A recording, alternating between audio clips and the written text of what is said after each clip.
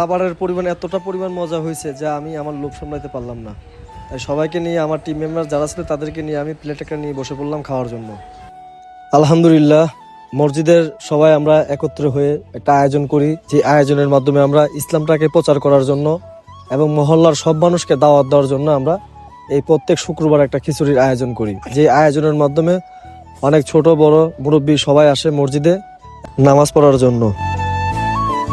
Hello everyone, আসসালামু আলাইকুম। কি অবস্থা সবার, কেমন আছেন? আশা করি সকলেই অনেক ভালো আছেন। এই যে ভাই ব্রাদারগুলো দেখতেছেন, এরা কিন্তু চিল্লার সবার সাথী। এরা আগে কেমন ছিল কি না ছিল সেগুলো বলে লাভ নাই, কিন্তু এখন তারা আলহামদুলিল্লাহ অনেকটা পরিবর্তন হয়ে গেছে। যেই পরিবর্তনের কারণে তারা চাইতেছে তাদের এলাকাটাকেও পরিবর্তন করার জন্য। আমরা অনেকেই আছি যারা নামাজ পড়ি না কিংবা দিনের কথা শুনি না, বা আমরা বিভিন্ন কাজে সময় নষ্ট করি। তাই এই ছোট ছোট ভাইয়েরা এবং কি যারা আমাদের এখানে দেখতেছেন সবাই একটা খিচুড়ির আয়োজন করে, যে খিচুড়ির আয়োজনের মাধ্যমে প্রত্যেক শুক্রবারে মুসল্লিরা সবাই মসজিদে আসে।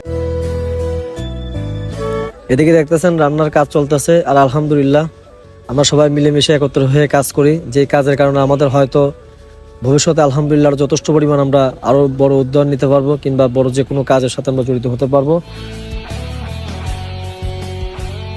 এখানে যারা আছে মোটামুটি সবাই কিন্তু কাজ করতেছে, কেউ কারো থেকে কম নেই কাজের ভিতরে।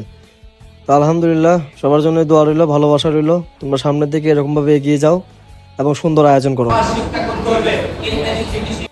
আমাদের টিমমেট যারা আছে সবাই আমরা একত্রে একটা প্লেট নিয়ে বসে গেলাম খাওয়ার জন্য। আর আলহামদুলিল্লাহ খাওয়ারের মান যথেষ্ট পরিমাণ ভালো। ইনশাল্লাহ দোয়া করি তাদেরকে যাতে তৌফিক দিয়ে আল্লাহ সবসময় এরকম ভাবে খাওয়ার জন্য। এবং সবাই ভিডিওটি বেশি বেশি করে শেয়ার করে দেন এবং আমার চ্যানেলটি সাবস্ক্রাইব করে পাশেই থাকুন পরবর্তী ভিডিও পাওয়ার জন্য। আল্লাহ হাফেজ।